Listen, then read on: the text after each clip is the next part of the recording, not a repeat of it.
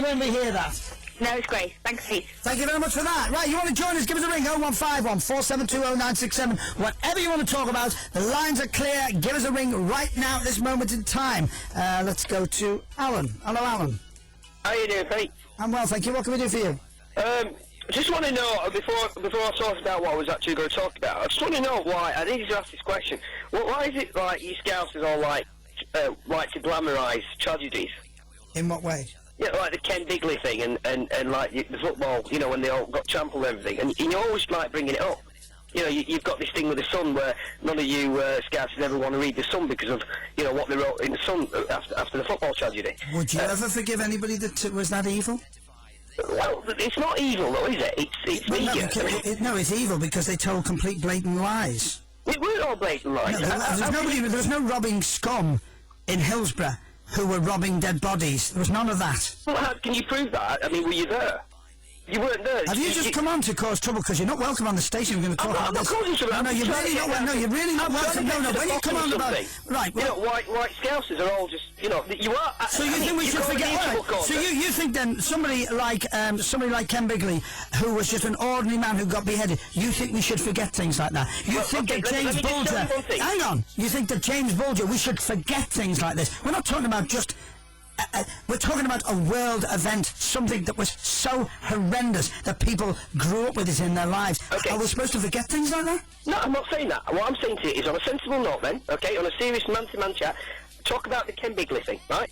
He got paid an awful lot of money and he knew what risks he was going into when he went. He never thought for 1 minute that he was going to get beheaded and tortured and locked up like that. He went over to make money. Yes, of course, we all make money when you join the army. You go to the...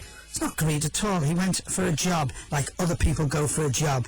So what's the difference? That's why tube drivers get a lot of money, because there's a risk involved, right? And they know what the risk is. That you know, there might be some terrorist sort of action that's why they get paid a lot of money. Now, okay, fine. What you're saying with that is okay. That's fine. I'd just like to remind you: are you Mancunian? Are you a Mancunian? A Mancunian by any chance? I'm a Mancunian. Right. Can I remind you about how much devastation when the bomb went off in Manchester and how long that? Yeah, and they say, "Hang on, I haven't finished yet," and they still remember it every year and have a memorial service. Is that not wallowing in it? So correct, but we don't wallow in it. We've forgiven the IRA for it. We actually understood they are the cause, but we forgive them for it. I think you'll find the families who lost children have never forgiven. I know a few families who've lost the children there, and I tell you what, they are very good friends with the Irish people as well.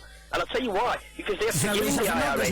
No, I don't believe that for 1 minute. I think you're talking through your backside. They might be friends with Irish people, and you know the friends of the people. You don't know what they're feeling inside when their kids were blown up or their families were blown up. There wasn't many people there who were blown up, though. For the Manchester thing, it was just devastation in terms of collateral damage. There were no human beings involved in that. There were people who were, like, wounded, but there were no deaths, were there? You can't compare that. You cannot compare that. And the Bulger thing, I mean, if it was an adult who killed... Excuse me, please don't say the Bulger thing. It was a child that was mutilated. So don't say the Bulger... Nothing is different. Just don't call it a thing. Please show a little bit of respect for a little boy on this programme, please. There's a lot of children who are dying, right? But what I'm saying to you is, why actually have this case blown up out of all proportions when there's adults also being killed and bludgeoned to death and kicked to death, and nobody ever says anything about that? It's in the paper for a couple of weeks and then that's it. But okay, it was a child killed by another child, okay? Now, why was it sort of prolonged and it's still going on at the moment? Because children killed children. Yeah, but it's happening now. There's kids stabbing kids. Explain to me then, please, why it went round the world, the story, if it wasn't that important. Because of people like yourself. It's the media that actually makes things. I never invited America over here. I never invited CBS over here. I never invited Australian television over here at all. No, you didn't invite it. The actual media goes across the world. I mean, it's people talk about it. Why? Because they read it in the papers every day. And the papers are the ones, and you said it yourself, the Sun. You know, I mean, at the end of the day, if that little bit of an article didn't actually come into it, and I'm not saying I still agree with what they wrote, because, you know, you have a reputation behind you, as Scousers. You know what I mean? At the end of the day, you can't really sort of go back and say, right, okay, well, that was all lies, because nobody can ever prove that were lies. If somebody seen what had happened, that's what was written in the paper. Now, you're telling me now that the media's all incorrect. Well, it's the same with the Bulger case. The media was all incorrect. It shouldn't have sort of been blown out of all proportion. It wasn't as a big a scale as it should have been. You know, it was the same as the Diana thing. Why was that blown out of all proportions? It was like, you know, people were mourning over somebody they hardly knew. But what I'm saying to you is Scousers do the worst for it. It's unbelievable. Here in Manchester, we don't do stuff like that. We forgive, forget, and that's all we do. We don't sort of carry on mourning and mourning. Hello? Yeah, I'm still here. Sorry, you just cut off. So why are you always mourning the death of all the people who are being shot up there? Because it's such an unsafe place to live, and there are children being shot. Why are they having memorial services for them? Why is it always on the news about all the shootings and the drug wars that are going on in Manchester? If it's not important... That's different. Why, you know that's different. Why is that different? That's Excuse me, tell me one reason why that's different. Because A child gets shot on a bike, and that's different. And it was in the news, it was in the papers, it was Manchester, they were mourning, there was a big service. The mother has now got an organisation to try and help other youths from getting involved with drugs. What's the difference in that and anything in Liverpool? Because it doesn't go on for months and years. It does go on for months. It just doesn't go on in your life for months and years. No, but unfortunately, no, it doesn't, because you're a heartless, ruthless young man with no emotions at all. Well, I'll tell you what. We would rather be like us than you. You know, like No, we would rather be compassionate like us than you. Yeah, you'd rather nick graves and everything. That's what you would rather do. You would basically dig up graves. That's what you Scousers are like. You would dig up graves and actually nick off dead bodies. And the Sun was absolutely right to point that out. Have you finished? You know what? Nobody would nick. Excuse me, have you finished? Have you finished?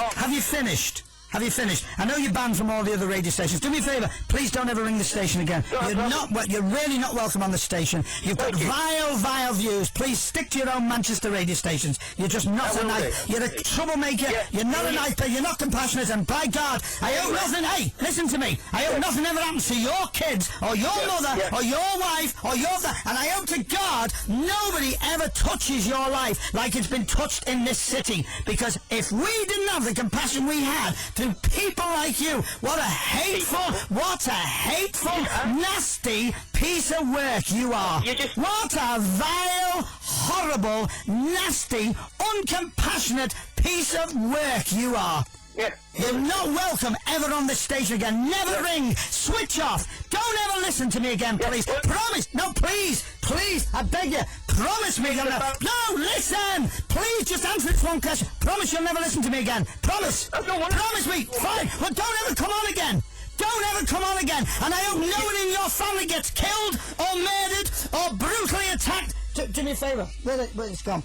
Just whatever, just get a piece of music. I just need to go for a walk. I just need anything, just any piece of music. Just never come on this show again. You're a nasty, vile piece of work. You're a horrible person. Please God, your kid never gets murdered. Your family never gets beheaded. Your friends never get killed. You're a nasty, vile piece of work.